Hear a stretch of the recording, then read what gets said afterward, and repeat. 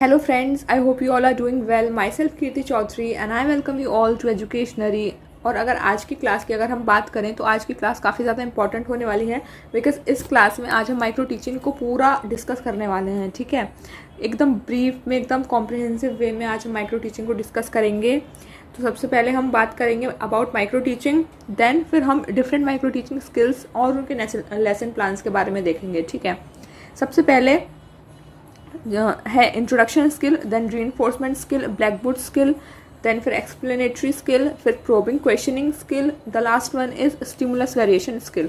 हमारे सिलेबस के अकॉर्डिंग यही सब स्किल्स जो हैं वो इम्पॉर्टेंट हैं और लाई करती हैं। सो हम इन सारे स्किल्स को अच्छी तरह आज पढ़ने वाले हैं। ठीक है, तो चलिए स्टार्ट करते हैं। सबसे पहले जब हम स्टार्टिंग करने वाले हैं हम सबसे पहले समझेंगे मीनिंग ऑफ माइक्रो टीचिंग। ठीक है, तो जो टर्म है माइक्रो टीचिंग वो सबसे पहले A.W.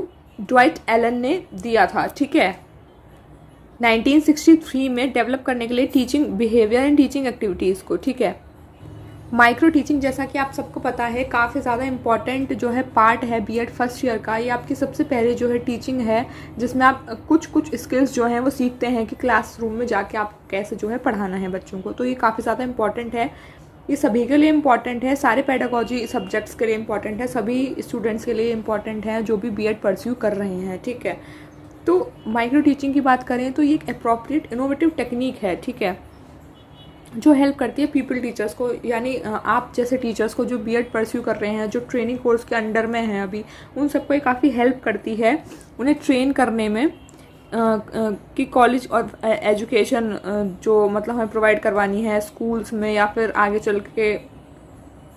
ठीक है, कॉलेज में जिसमें भी आप लोग अभी पढ़ रहे हैं उसमें ये जो है आपको प्रोवाइड करवाई जाती है ये माइक्रो टीचिंग आपकी टीचिंग स्किल्स को निखारने के लिए। ठीक है, हम माइक्रो टीचिंग को डिफाइन कर सकते हैं एक ऐसी टीचिंग जो स्पेशलाइज ट्रेनिंग टेक्निक है जो हमें प्रोवाइड करवाती है अप्रोप्रिएट अपॉर्चुनिटीज़।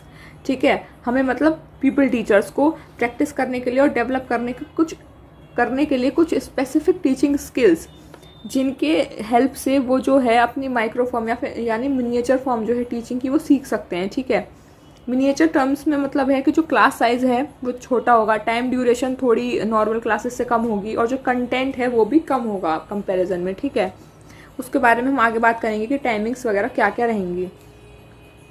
तो जो माइक्रो टीचिंग है वो एक डिवाइस हम उसे कह सकते हैं जो इम्पार्ट कराता है ट्रेनिंग, जो सिखाता है ट्रेनिंग इन एक्सपीरियंस्ड और एक्सपीरियंस्ड टीचर्स को लर्न करने के लिए आर्ट की टीचिंग कैसे की जाती है, प्रैक्टिस करके स्पेसिफिक स्किल्स जिनके थ्रू जो एक स्केल डाउन टीचिंग जो है इनकाउंटर होती है। मतलब स्केल डाउन टीचिंग एनकाउंटर से इनका मतलब है जो नॉर्मल क्लासरूम में जितनी कॉम्प्लेक्सिटीज़ या फिर जितना वाइडर हम लेके चलते हैं उससे काफ़ी कम जो है वो माइक्रो टीचिंग में होता है। जैसे हम उसमें कॉम्प्लेक्सिटीज़ जो है कम हो जाती हैं किसके टर्म में, क्लास के टर्म में। जैसे क्लास साइज़ मतलब जो बच्चे होते हैं वो नॉर्मल क्लास की तरह नहीं होते हैं।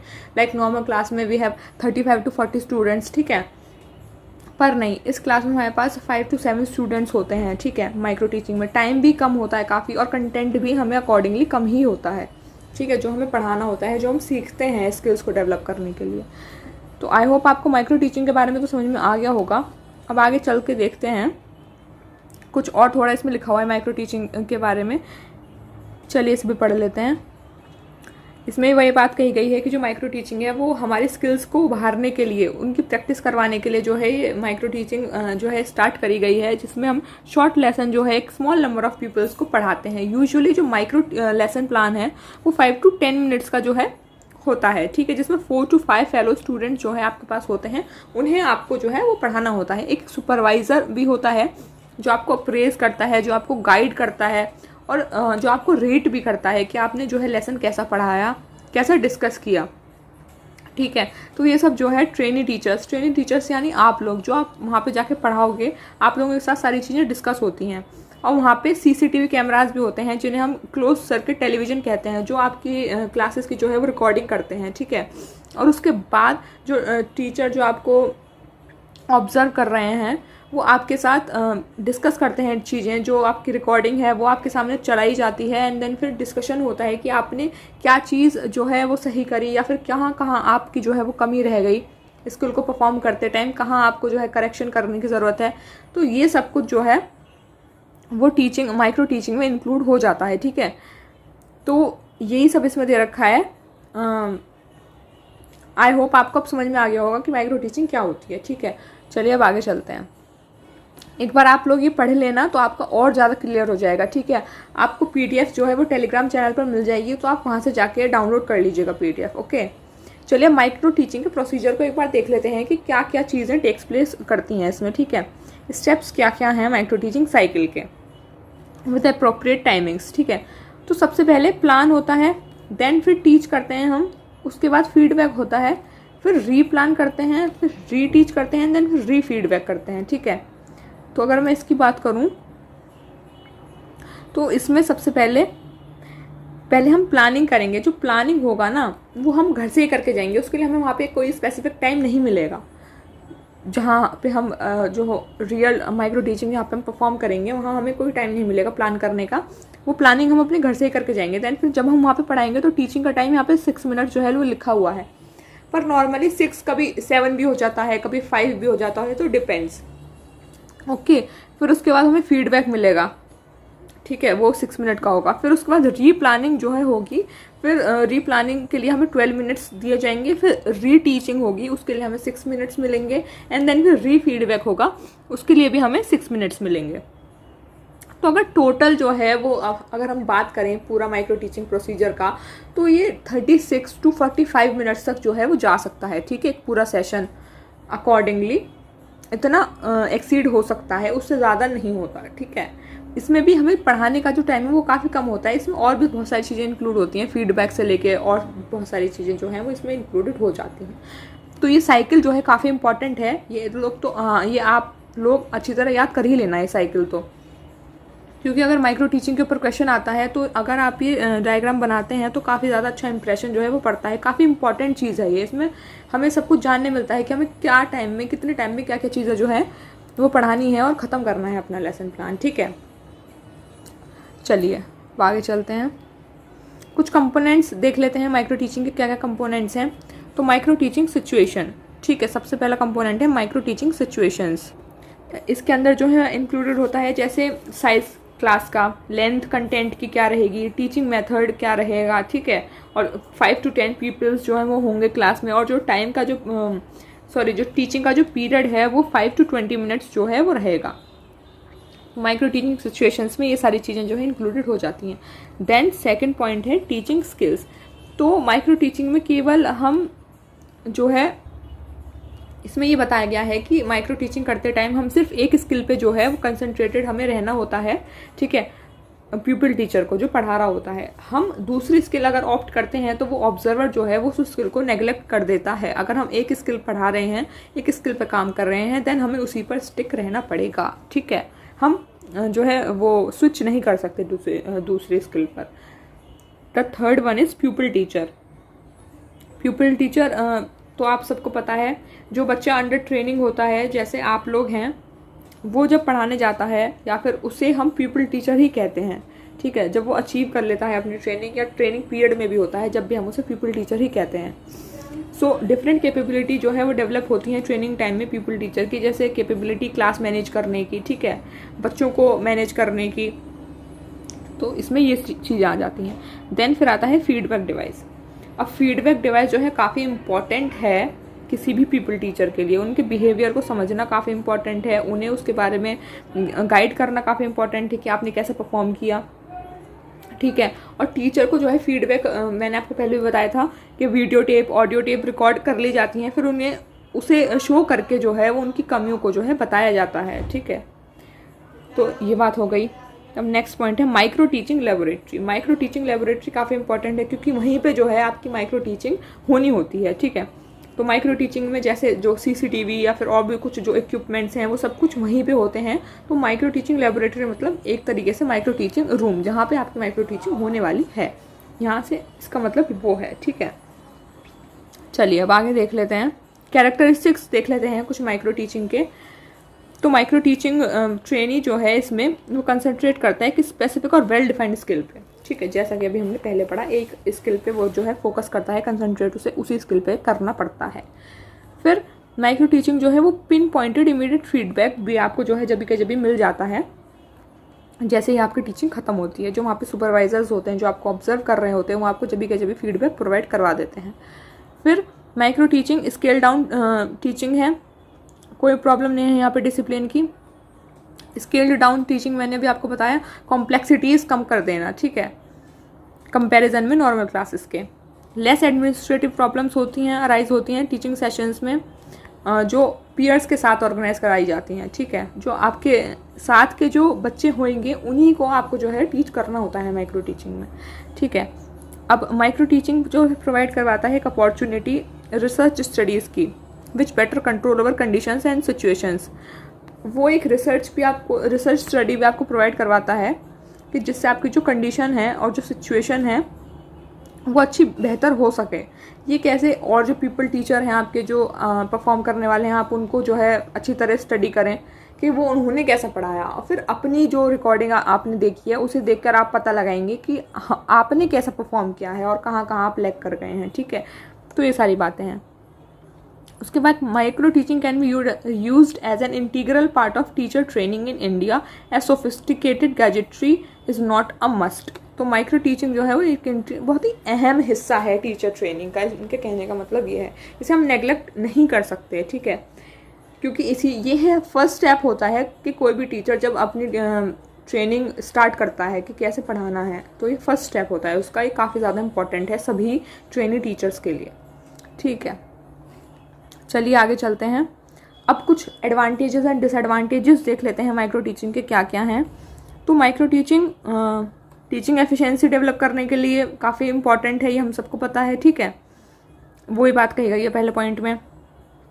फिर माइक्रो टीचिंग जो है इसमें बताया गया है कि माइक्रो टीचिंग जो है वो रियल क्लासरूम कंडीशंस में जो है कंडक्ट करवाई जा सकती है, वहीं करवाई जाती है बेसिकली। जब बच्चे हैं बैठे हुए हैं और आप रियल में पढ़ रहे हो और आपको कोई ऑब्जर्व भी कर रहा है तो उसे रियल क्लास सिचुएशन ही हम समझेंगे, ठीक है। जो नॉलेज और प्रैक्टिस है टीचिंग स्किल्स की, वो आपकी जो है नॉलेज और प्रैक्टिस जो टीचिंग स्किल्स हैं वो बढ़ती हैं आपकी माइक्रो टीचिंग को यूज़ करने के बाद, ठीक है। अब आगे की बात करें, माइक्रो टीचिंग जो है वो ट्रेनिंग डिवाइस है जो आपकी टीचिंग और प्रैक्टिस को इम्प्रूव करता है और आपको एक इफेक्टिव टीचर जो है वो बनाता है, ठीक है। और ये जो है फोकस करता है टीचिंग बिहेवियर पे, ठीक है, मॉडिफाई करता है, इम्प्रूव करता है आपका जो बिहेवियर है उसे टाइम बाय टाइम, जैसे जैसे आप अपनी स्किल्स को परफॉर्म करते हैं, ठीक है। माइक्रो टीचिंग एक इफेक्टिव फीडबैक देता है, ठीक है, टीचर को एक इफेक्टिव फीडबैक जो है वो प्रोवाइड करवाता है कि आपने कैसा पढ़ाया, आपको क्या क्या सही जो है करने की ज़रूरत है आगे, ये सब। अब बात करें डिसएडवांटेजेस की, तो माइक्रो टीचिंग जो है वो रिड्यूस करता है क्रिएटिविटी टीचर्स की, क्योंकि इसमें शॉर्ट टाइम होता है तो वो ज़्यादा चीज़ें जो है एक्सप्लोर नहीं कर पाता। Its application to new teacher practice is limited. वही बात है कि नई टीचिंग प्रैक्टिस के लिए जो है एप्लीकेशन वो लिमिटेड है, चीज़ें वो कम ही अप्लाई कर पाता है इसमें। अब आगे कुछ कॉम्पिटेंट और सूटेबली ट्रेन एजुकेटर्स जो हैं वो चाहिए होते हैं इसके सक्सेसफुल इम्प्लीमेंटेशन के लिए माइक्रो टीचिंग की। माइक्रो टीचिंग जो है वो अकेला जो है वो एडुकेट नहीं है, इसके साथ साथ जो है वो इंटीग्रेटेड जो है चीज़ें होनी चाहिए अदर टीचिंग टेक्निक्स के साथ भी। माइक्रो टीचिंग अकेला जो है सफिशिएंट नहीं है आपको ये बताने के लिए कि आपको टीचिंग कैसे करनी है, कि कहने का मतलब ये है। माइक्रो टीचिंग काफ़ी टाइम कंज्यूमिंग टेक्निक है। जो लिस्ट है स्किल्स की वो एग्जॉस्टिव नहीं है, पर वो सारे सब्जेक्ट्स पर अप्लाई नहीं हो सकती, ठीक है, माइक्रो टीचिंग की जो स्किल्स हैं। चलिए आगे चलते हैं। तो अब हमारी जो है यहाँ से स्किल्स स्टार्ट हो जाती हैं। तो सबसे पहले हम बात करेंगे इंट्रोडक्शन स्किल की, ठीक है। तो माइक्रो टीचिंग में जो इंट्रोडक्शन स्किल है हम उसको स्किल सेट ऑफ इंडक्शन भी बोलते हैं। सबसे पहली स्किल है, मतलब जब भी आप कोई भी नया टॉपिक जो है स्टार्ट करेंगे तो आप इंट्रोडक्शन स्किल के साथ ही उसे स्टार्ट करेंगे, ठीक है। तो बिगिनिंग में क्लास के इसी स्किल को आप यूज़ करेंगे, मतलब इस स्किल में आप स्टार्टिंग में ही अगर आप बच्चों का कंसेप्ट क्लियर करके चलेंगे तो आउटकम जो है वो काफ़ी क्लियर आएंगे, ठीक है। तो इंट्रोडक्शन स्किल में जो है सबसे पहले अभी हम जब लेसन प्लान पढ़ेंगे तो मैं आपको बताऊंगी कि कैसे कैसे जो है चीज़ें यहाँ पे काम होती हैं, काम किया जाता है इन पे, कैसे इंट्रोडक्शन स्किल को हम पूरा फ्रेम करते हैं, कैसे हम उसे यूज़ कर पाते हैं, ठीक है। उससे पहले इसके कंपोनेंट्स देख लेते हैं हम। कंपोनेंट्स में सबसे पहला है प्रीवियस नॉलेज। प्रीवियस नॉलेज में मतलब इसमें जो टीचर है वो देखता है कि बच्चे की प्रीवियस नॉलेज कितनी है उस टॉपिक से रिलेटेड। तो वो टॉपिक को डायरेक्टली तो बच्चे से पूछेगा नहीं, पर हाँ आगे पीछे उससे रिलेटेड कुछ ऐसी चीज़ें वो उनसे पूछ लेगा जिससे उसे पता लग जाएगा कि इस बच्चे को कितना आता है कितना नहीं आता। ठीक है, अब बात करें आगे, देन प्रॉपर सीक्वेंस। तो जब हम लेसन स्टार्ट करते हैं तो कोऑर्डिनेशन जो है आइडियाज़ में वो काफ़ी इंपॉर्टेंट है। ठीक है, जो भी हम क्वेश्चंस, जो भी हम स्टेटमेंट्स यूज़ कर रहे हैं उसमें कोऑर्डिनेशन और एक सीक्वेंस का होना बहुत ज़्यादा ज़रूरी है। ठीक है, ये नहीं है पहले क्वेश्चन पूछ लिया बाद में टॉपिक स्टार्ट कर रहे हैं, ऐसा नहीं। पहले हम बच्चों को बताएंगे, कुछ टॉपिक उन्हें समझाएंगे, देन फिर जब भी तो हम उनसे क्वेश्चन पुटअप कर पाएंगे ना। तो सीक्वेंस होना बहुत इंपॉर्टेंट है। कुछ ऑब्जेक्टिव्स और एड्स का होना जो है ज़रूरी है। लाइक जो भी हम लेसन प्लान पढ़ाने जा रहे हैं उसके अकॉर्डिंग अगर हमें कुछ और चीज़ों की ज़रूरत है तो हमें उन्हें भी इंक्लूड करना चाहिए, कि जैसे कि ऑडियो विजुअल एड्स हो गए, हम उनका यूज़ कर सकते हैं। ठीक है, अब आगे चलते हैं, relationship between contents, objectives and statements. तो अगर इसकी बात करें तो जब हम लेसन प्लान मतलब कोई भी लेसन अगर हम पढ़ा रहे हैं तो जो स्टेटमेंट यूज़ होते हैं उनका कुछ रिलेशनशिप होना चाहिए नए कंसेप्ट के साथ जो भी हम पढ़ाने जा रहे हैं। ठीक है, और वो कंटेंट्स जो हैं वो पहले से प्री डिटरमाइंड होने चाहिए किसी ऑब्जेक्टिव्स के साथ। तो मतलब इन तीनों की रिलेशनशिप काफ़ी ज़्यादा मायने जो है वो रखती है। कंटेंट काफ़ी जो है सूटेबल होना चाहिए जिससे बच्चे को समझ में आए, ऑब्जेक्टिव्स उसके प्री डिटरमाइंड होने चाहिए कि आखिर इस टॉपिक को पढ़ने का उद्देश्य क्या है। ठीक है, और उसके जो स्टेटमेंट्स हैं वो भी काफ़ी ज़्यादा इफेक्टिव होने चाहिए। ठीक है, last one is capability of creating interest and motivation. जो टीचर है उसके पास इतनी जो है कैपेसिटी और कैपेबिलिटी होनी चाहिए कि वो इंटरेस्ट और मोटिवेशन जो है वो जगा सके बच्चों में जब वो उन्हें पढ़ा रहा हो। ठीक है, अब बात करते हैं कि कैसे हम जो है इंट्रोडक्शन स्किल का लेसन प्लान बनाते हैं। सबसे पहले एक बेसिक मैं आपको बता दूं, आपको हर लेसन प्लान में, मैंने यहाँ पे नहीं लिखा था इसलिए मैंने यहाँ साइड में लिख दिया है। ये सबसे पहले आपको नेम लिखना है, जो भी आपका नेम है, स्किल लिखनी है, आप कौन सी स्किल का लेसन प्लान बना रहे हैं, देन फिर आपको अपना रोल नंबर लिखना है, फिर कंटेंट क्या पढ़ाने जा रहे हैं आप, सब्जेक्ट किस सब्जेक्ट का जो है टॉपिक। अब अगर हम कॉमर्स पढ़ रहे हैं तो कॉमर्स से रिलेटेड ही टॉपिक होना चाहिए। ठीक है, क्लास, अब हमारा जो टॉपिक है कॉमर्स का वो 11th-12th से जो है बेसिकली स्टार्ट होता है, तो हम 11th-12th का ही टॉपिक कोई ना कोई उठाएंगे। ठीक है, यही अगर सोशल स्टडीज़ होता तो हम 6th क्लास का भी ले सकते थे, कोई इशू नहीं था। ठीक है ना, टीचिंग स्टेज में टीच और रीटीच में से हमें हमेशा टीच को जो है वो टिक मार्क करना है। ठीक है, और डेट जो है आप डाल देंगे। यहाँ पे मैंने जो है टॉपिक लिया है बार्टर सिस्टम। ठीक है, तो इसमें जैसे जो सबसे पहले क्वेश्चन, जैसे हमें बार्टर सिस्टम के बारे में बच्चे से पूछना है तो हम डायरेक्टली नहीं पूछ सकते उससे कभी भी कि व्हाट इज़ बार्टर सिस्टम। ठीक है, ये आपको इंट्रोडक्शन स्किल में ये बात सबसे पहले आपको ध्यान रखनी होगी। तो जैसे मैंने यहाँ पे सबसे पहले बताया है, सबसे पहले जो मैंने क्वेश्चन यहाँ पे लिखा है, मैंने लिखा है what you will do if you need a laptop for your work. तो आपको घुमा फिरा के जो है क्वेश्चन बच्चे से पूछने हैं उस टॉपिक पर लाने के लिए। तो आपको बेसिकली 4 क्वेश्चन इसमें फ्रेम करने हैं, जिसमें 4th क्वेश्चन में वो चीज़ आएगी जो आपको एग्जैक्टली पूछनी है। चलिए इसका आंसर देखते हैं। You have to purchase a laptop from the shop. ठीक है, अब how come you know what kind of laptop you need. Choosing laptop depends on the type of your work and accordingly you will choose. ठीक है, 3rd question is what if you do not have sufficient money to buy the kind of laptop you want. ठीक है, अब हम धीरे धीरे उसी concept पर आ रहे हैं। You can buy laptop in the exchange of the same value which is of no use for you. ठीक है, बार्टर सिस्टम में यही होता है ना, हम अपनी कोई चीज़ जो सामने वाले की चीज़ से की वैल्यू से जो है क्या कहते हैं सिमिलर हो, हम उस चीज़ को एक्सचेंज कर लेते हैं बार्टर सिस्टम में। ठीक है, तो हम हमारा जो लास्ट और जो 4th क्वेश्चन होगा वो हमारा यही होगा कि what is the term use for exchange of goods for goods. तो ये जो है यहाँ पे आपको लिखना है प्रॉब्लमेटिक क्वेश्चन। यहाँ आपको बार्टर सिस्टम नहीं लिखना है, यहाँ पे आपको प्रॉब्लमेटिक क्वेश्चन लिखना है कि जो आपको पूछना था बच्चे से। ठीक है, जब आप एक लेसन प्लान तैयार कर रहे होंगे। तो आई होप आपको समझ में आया होगा कि डायरेक्टली आपको चीज़ें नहीं पूछनी है इसमें। चलिए नेक्स्ट चलते हैं अब रीइंफोर्समेंट स्किल। ये थोड़ी इसमें ज़्यादा चीज़ें हैं, देख लेते हैं। तो जो रीइंफोर्समेंट स्किल है वो सबसे पहले पैवलॉव ने इन्हें इंट्रोड्यूस किया था 1903 में। रीइंफोर्समेंट स्किल का मतलब रीइंफोर्समेंट को हम फीडबैक भी बोल सकते हैं। ठीक है, फीडबैक से इसको समझ सकते हैं, जो मतलब जिसमें हम जो है बच्चे को रिवॉर्ड देते हैं जब वो जो है कोई भी कंसेप्ट जो है अपना क्लियर कर लेता है। ठीक है, बाय सम इंसेंटिव्स और rewards to a certain person. Feedback देते हैं उसे कुछ भी काफ़ी सारे तरीके की वर्बल रीइंफोर्समेंट स्किल्स होती हैं, वो हम अभी आगे चल के देखेंगे, ठीक है। तो जो रीइंफोर्समेंट है वो एक ऐसा स्टिमुलस है जो स्ट्रेंथन करता है, एनकरेज करता है बच्चे को, ठीक है, कि वो अपना बिहेवियर जो है अपना इंक्रीज़ करे, अपनी जो है स्ट्रेंथ्स इंक्रीज़ करे, अपनी पढ़ने की कैपेबिलिटी इंक्रीज़ करे। उस हिसाब से हम जो है बच्चे को जो है फीडबैक देते हैं इन सब चीज़ों को देख के, ठीक है। तो it refers to anything stimulus which strengthens encourage and designate behaviour और increases the probability of specific response, जिससे कि उसकी जो क्या कहते हैं आगे उसकी जो क्या कहते हैं एक मर्जी जो है पढ़ने की, एक इच्छा जो है उसकी पढ़ने की, वो जागृत बनी रहे, ठीक है, स्ट्रेंथन हो, एनकरेज हो वो बच्चा आपके फीडबैक को सुन के, ठीक है। इसमें रीइंफोर्समेंट स्किल का मतलब यही है।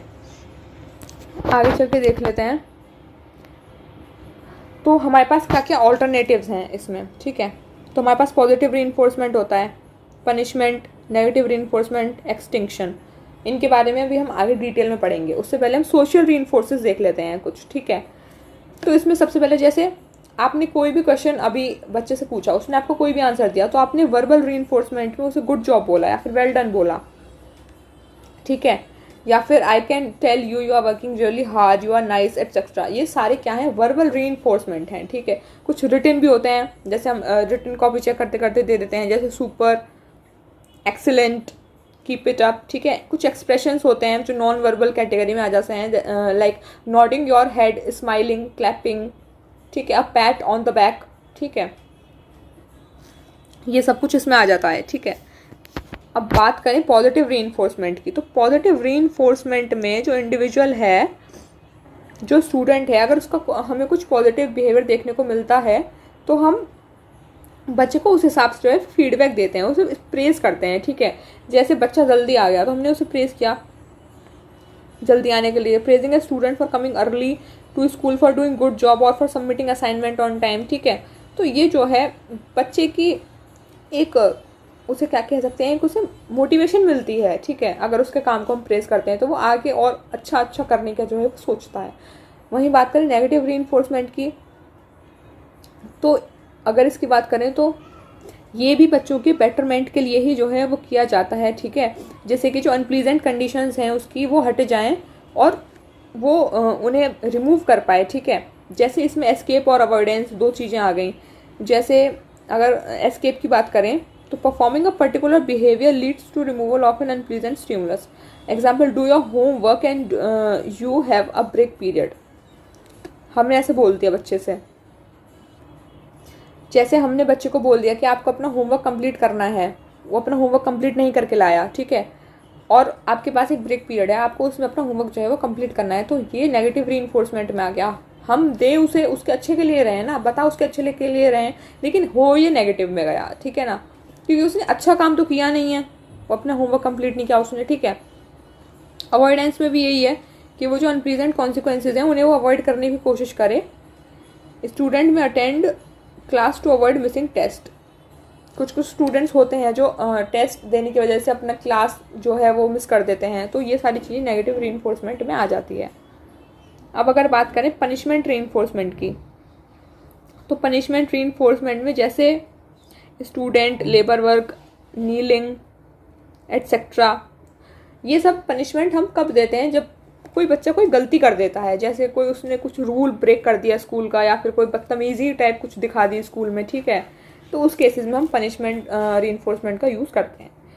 अब एक्सटिंक्शन रीइंफोर्समेंट की बात करें तो इसमें मतलब अगर आप कुछ चीज़ डिक्रीज़ कर देते हैं अपने बिहेवियर में से, जैसे कि अगर कोई बच्चा काफ़ी लंबे समय से, अगर हम एग्जाम्पल की बात करें, कुछ अच्छा वर्क परफॉर्म कर रहा है बट स्टिल टीचर जो है वो उसको प्रेज नहीं कर रहा, उसको एडमायर नहीं कर रहा उसके अच्छे काम के लिए, तो ऐसे में क्या है, बच्चा ये सोचता है कि मैं कितना भी अच्छा कर लूँ, टीचर तो मुझे वैसे भी कुछ भी प्रेज नहीं करने वाला, ठीक है। तो ऐसा नहीं होना चाहिए। अगर बच्चा अच्छा काम कर रहा है सो डेफिनेटली आपको उसको जो है वो प्रेज करना चाहिए, जिससे कि उसकी मोटिवेशन बनी रहती है, ठीक है, उसका मोरल जो है वो डाउन नहीं होता।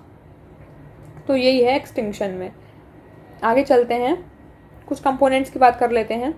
तो रीइंफोर्समेंट स्किल में सबसे पहला तो आप पॉजिटिव सेंटेंसेस यूज़ कर सकते हैं, ठीक है। आप अपने जेस्चर्स यूज़ कर सकते हैं, कोई नॉन वर्बल क्यूज जो भी हमने पढ़े वो आप यूज़ कर सकते हैं, ठीक है।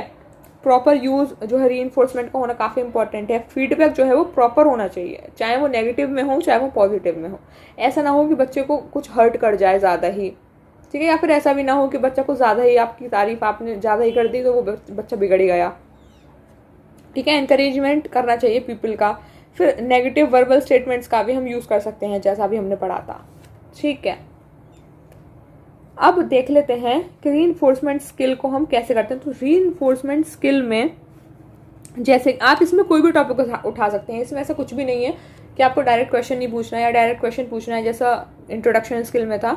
इसमें भी आपको same name, skill, content, subject, duration, teaching सब कुछ लिखना है आपको एज इट इज, ठीक है। अब हमने यहाँ पे जो लिया है वो हमने टॉपिक लिया है बिजनेस का, ठीक है। और ये यहाँ पे कुछ गलती हो गई है, मुझे लग रहा है कंटेंट यहाँ पे गलत है। कंटेंट यहाँ पे ये नहीं आएगा। जो टॉपिक है हमारा वो है, हमारा सब्जेक्ट भी बिजनेस है यहाँ पे और हमारा टॉपिक भी जो है बिजनेस ही है, मतलब subject business studies and content business. यहाँ पे गलत हो गया, वो पिछले वाले ही आ गए यहाँ पे। तो यहाँ पे चलिए देख लेते हैं। जैसे व्हाट इज़ बिजनेस, तो अगर बच्चे ने आंसर कर दिया, सही आंसर कर दिया, सो आप उसे वेरी गुड बोल रहे हैं, ठीक है। तो ये पॉजिटिव वर्बल रीइंफोर्समेंट में आ गया, ठीक है ना। सेकंड क्वेश्चन है what are the human activities, then again बच्चे ने अगर सही आंसर कर दिया देन फिर उसको हमने गुड बोला, तो ये पॉजिटिव वर्बल रीइंफोर्समेंट में आ गया। ऐसे ही हम आपको जो लेसन प्लान जब आप बनाएंगे तो आपको इसमें 5 तो मिनिमम आपको रखने ही रखने हैं क्वेश्चंस, और अकॉर्डिंगली जैसा आपका टीचर कहे आपको, ठीक है। और अगर हम बात करें कोई नॉन वर्बल रीइंफोर्समेंट की, तो जैसे आपने पैट कर दिया शोल्डर पर, ठीक है, तो वो नॉन वर्बल रीइंफोर्समेंट में आ जाता है। तो यही है रीइंफोर्समेंट स्किल में, ठीक है। सबसे पहले आपको जो है किसी भी स्किल को बनाने से पहले आपको ये सब लिख लेना है, टाइम जो भी आपको इंट्रोडक्शन देना है, देन उसके बाद सीरियल नंबर लिखना है, फिर पीपल टीचर एक्टिविटी लिखना है, ठीक है, जो आपको करनी है, फिर स्टूडेंट की एक्टिविटी जो है उसमें लिखनी है, ठीक है। तो ये इसका फॉर्मेट रहेगा। चलिए अब बात कर लेते हैं ब्लैक बोर्ड स्किल की। ब्लैक बोर्ड स्किल सबके लिए वेल नोन है, ब्लैक बोर्ड स्किल, ठीक है। तो एक इम्पॉर्टेंट विजुअल एड है जो टीचर्स जो है यूज़ करते हैं इफेक्टिव टीचिंग के लिए, ठीक है। अपनी टीचिंग को एक्सटेंसिव बनाने के लिए ब्लैक बोर्ड का यूज़ जो है हम करते हैं डेली क्लासरूम में। आपने देखा होगा कोई भी इंपॉर्टेंट अगर डायग्राम है, कोई भी इंपॉर्टेंट आंसर है, तो टीचर जो है वो हमें ब्लैक बोर्ड पर लिखकर समझाता है, सो हमारी क्लैरिफिकेशन ज़्यादा अच्छी हो जाती है। कोई भी मैथमेटिक्स का कोई टॉपिक है, अकाउंटेंसी का कोई टॉपिक है, तो फॉर्मूले लिखकर प्रॉब्लम सॉल्व करके हमें जो है वो सिखाया जाता है, ठीक है, ब्लैक बोर्ड पे। तो ब्लैक बोर्ड स्किल काफ़ी इंपॉर्टेंट है। क्लासरूम में ब्लैक बोर्ड होना इज असेंशियल, इज मस्ट, ठीक है। जिससे क्या है, क्लैरिटी और अंडरस्टैंडिंग बनती है हमारी कंसेप्ट की, ठीक है। Reinforcement of the idea which is verbally presented, reinforcement भी मिलता है हमें। अगर कभी बच्चे क्या कहते हैं, अगर बच्चों से कभी कुछ ब्लैक बोर्ड पर लिखवाया जाता है तो उस केसेस में भी रीइंफोर्समेंट का हम यूज़ कर सकते हैं, अगर बच्चे ने कुछ अच्छा लिखा है तो, ठीक है।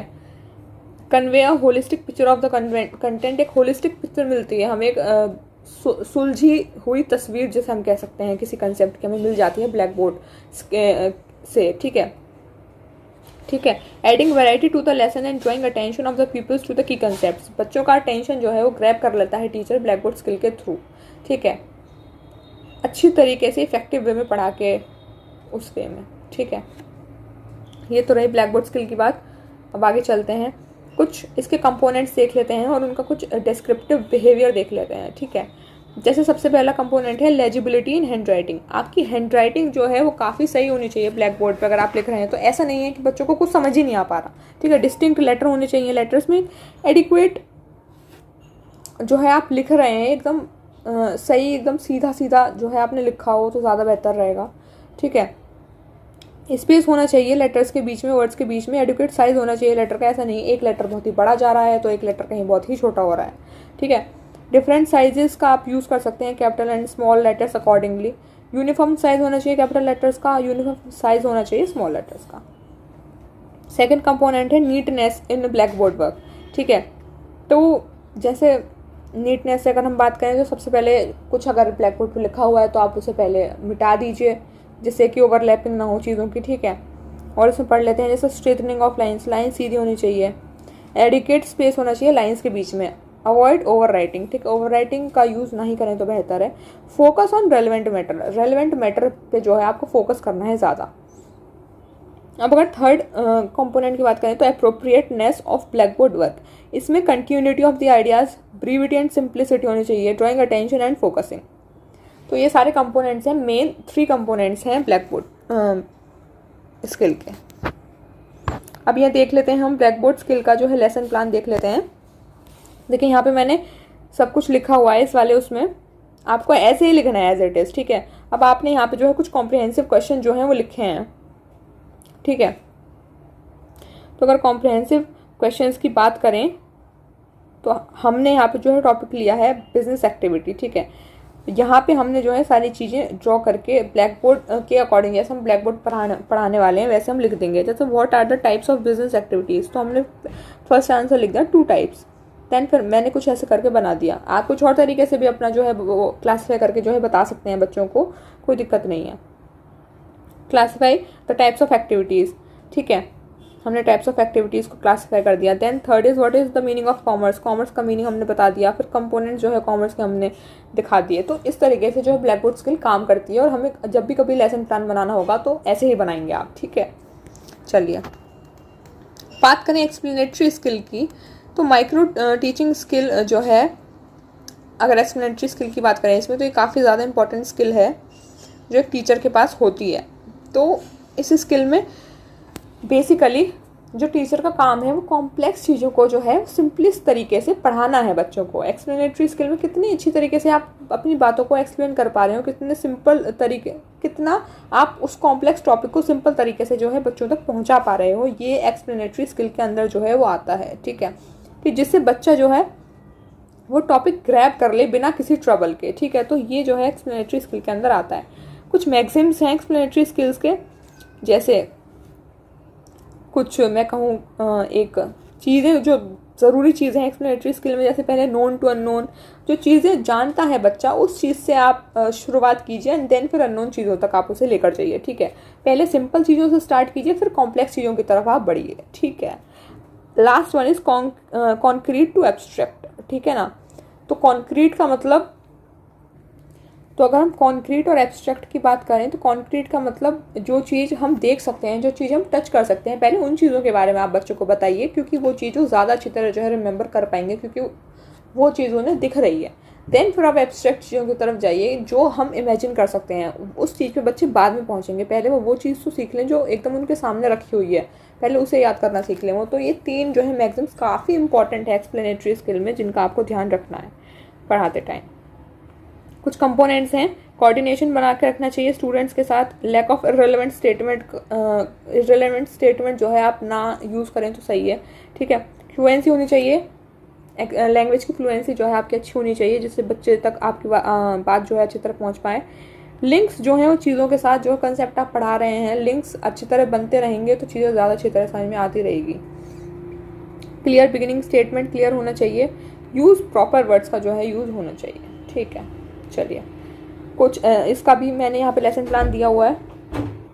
इसमें जो है बेसिकली सबसे पहले जो है हम डेवलपमेंटरी क्वेश्चंस जो है वो लिखते हैं। इसमें आपको 2 ही क्वेश्चन लिखने हैं, देन फिर एक्सप्लेनेशन आपको दे देनी है। जैसे हमारा जो है वो टॉपिक है इसमें इकोनॉमिक्स, मतलब सब्जेक्ट इकोनॉमिक्स है, एंड जो टॉपिक है वो है एम्प्लॉयमेंट, ठीक है। तो हमने यहाँ पे 2 क्वेश्चन जैसे लिखते हैं, what are our basic needs. इसमें भी हम डायरेक्टली जो है नहीं पहुँच रहे हैं चीज़ों पर, हमने बच्चे से पहले नोन चीज़ें जो है वो पूछी हैं, फूड, क्लोथ, शेल्टर, ये सब उसने बता दिया। अब हमारा सेकंड क्वेश्चन है, what for fulfilling all these needs what we will do, और what we need to fulfil our basic needs, क्या हमें करना चाहिए, ठीक है। तो इसकी बात करें तो एम्प्लॉयमेंट जो है इसमें आ जाता है, तो फिर हम एम्प्लॉयमेंट का जो है एक्सप्लेनेशन यहाँ पे अच्छी तरह दे पाते हैं, ठीक है।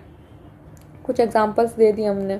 भाई अगर हमें अपनी बेसिक नीड्स को पूरा करना है, हमें पैसे चाहिए, तो हम क्या करेंगे, एम्प्लॉयमेंट ही चाहिए ना हमें। तो उससे रिलेटेड आप और भी किसी भी टॉपिक से रिलेटेड जो है आप अपना लेसन प्लान जो है वो बना सकते हैं, ठीक है। चलिए आगे चलते हैं। अब आ जाते हैं स्टिमुलस वेरिएशन स्किल पे।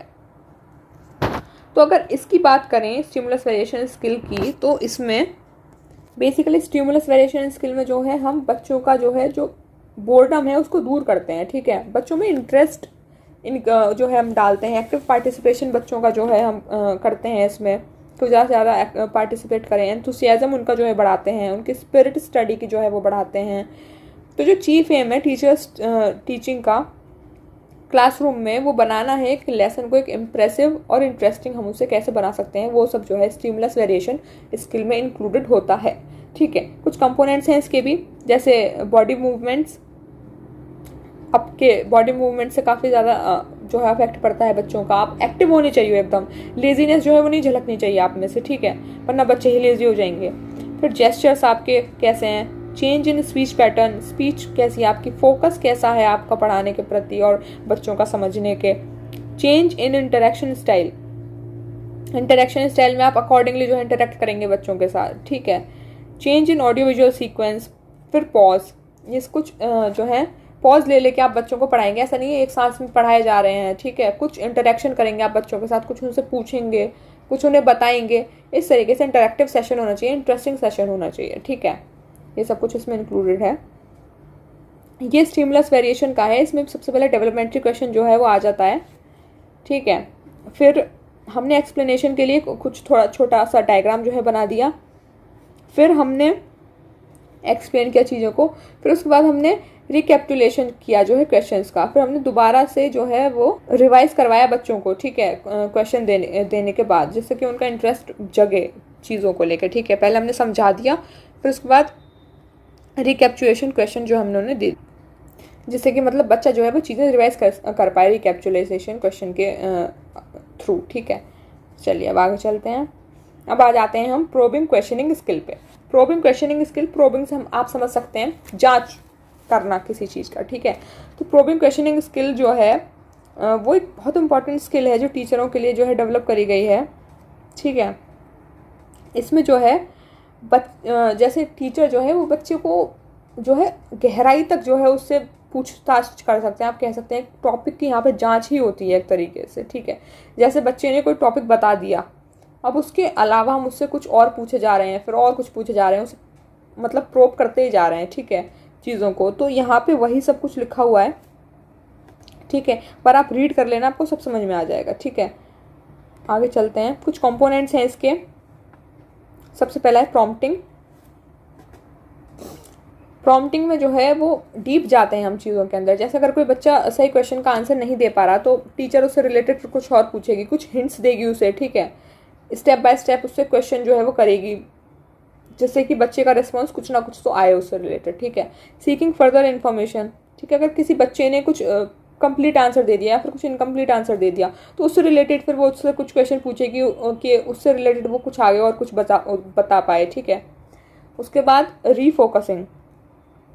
ठीक है, रीफोकसिंग का मतलब हम कहें तो इसमें बच्चा जो है वो बिल्कुल अगर करेक्ट आंसर दे देता है, लेकिन उसके बाद भी जो टीचर जो है उससे 12 क्वेश्चन पूछती है, उसके व्यू जो है उस चीज़ पर डिफरेंट तरीके से क्या हो सकते हैं, डिफरेंट पर्सपेक्टिव से। ठीक है, फिर अगला है रीडायरेक्शन। ठीक है, रीडायरेक्शन का मतलब अगर किसी बच्चे से टीचर ने क्वेश्चन पूछा और वो बच्चा नहीं बता पाया तो वो क्वेश्चन ही जो टीचर है रीडायरेक्ट करके सब बच्चों को जो है वो बताएंगे। ठीक है, तो ये है। अब इंक्रीज करना क्रिटिकल अवेयरनेस, तो कि क्यों चीज़ें हुई, जैसे टीचर पूछ लेती है कि क्यों हुआ, कैसे हुआ, तो इससे जो है बच्चों की जो क्रिटिकल अवेयरनेस है, जो उनकी थिंकिंग है, वो जो है डेवलप होती है। तो ये सारे जो कंपोनेंट्स जो है काफ़ी एसेंशियल है प्रोबिंग क्वेश्चनिंग स्किल के अंदर की बात करें तो। ठीक है, तो अगर इसकी बात करें तो यहाँ पे जैसे यहाँ पे लिखा हुआ है पहला question, while watching TV what are the most disturbing thing, तो यहाँ पे आंसर आया एडवर्टाइजमेंट। ठीक है, तो ऐसे ही अब इससे रिलेटेड मैम ने फिर कुछ और क्वेश्चन पूछा। ठीक है, that what type of knowledge is providing in the advertisement, क्या चीज़ प्रोवाइड करवाई जा रही है, तो फिर बच्चे ने बता दिया it provides knowledge of useful products. ठीक है, देन फिर ये जो हमारा प्रॉम्प्टिंग हो गया, इसी के फिर फर्दर उन्होंने कुछ क्वेश्चन पूछा तो वो सीकिंग फर्दर रेस्पॉन्स में जो है वो आ गया। तो इस तरीके से आपको जो है इसका लेसन प्लान जो है वो क्रिएट करना है। ठीक है, और आपको इसके अंदर चीज़ें भी लिखनी होंगी कि क्या क्या हो रहा है, प्रॉम्प्टिंग हो रही है, ठीक है, या फिर सीकिंग फर्दर इन्फॉर्मेशन हो रही है, रीफोकसिंग हो रही है अकॉर्डिंगली। ठीक है, तो आई होप आपको ये सारी स्किल्स जो हैं वो एकदम क्लियर हो गई होंगी। काफ़ी इंपॉर्टेंट जो है टॉपिक था आज का हमारा, ये काफ़ी थोड़ा बड़ा टॉपिक भी है, थोड़ी क्लास बड़ी हो गई है आज, बट कोई नहीं, ये टॉपिक काफ़ी इंपॉर्टेंट है। तो आप इस टॉपिक को अच्छी तरह समझिए, रिवाइज करिए, इसे एक बार और पढ़ के देखिए, चीज़ें ना समझ में आए आप दोबारा वीडियो देखिए, आई होप आपको सारी चीज़ें जो है वो क्लियर हो जाएंगी, ठीक है। अगर आप प्रैक्टिस करेंगे, एक एक लेसन प्लान जो है आप सबका बना के देखिए अपनी तरफ से, तो आप चीज़ों को अच्छी तरह जो है वो जान पाएंगे कि क्या है। अगर आपको PDF चाहिए इसकी, सो ज्वाइन माय टेलीग्राम चैनल, आपको वहाँ से PDF इसकी मिल जाएगी। अगर आपको सेशन अच्छा लगा हो, so do share, like and subscribe to my YouTube channel if you are new to my channel, ठीक है। और आगे की क्लास में, अच्छा एक मेन बात यहाँ पे जो है, हमारी यूनिट 2 जो है वो कंप्लीट हो गई है। नेक्स्ट क्लास में हम यूनिट 3 से जो है वो अपनी स्टार्टिंग करने वाले हैं, ठीक है ना। तो अगली क्लास में मिलते हैं। Till then goodbye, safe and take care, okay.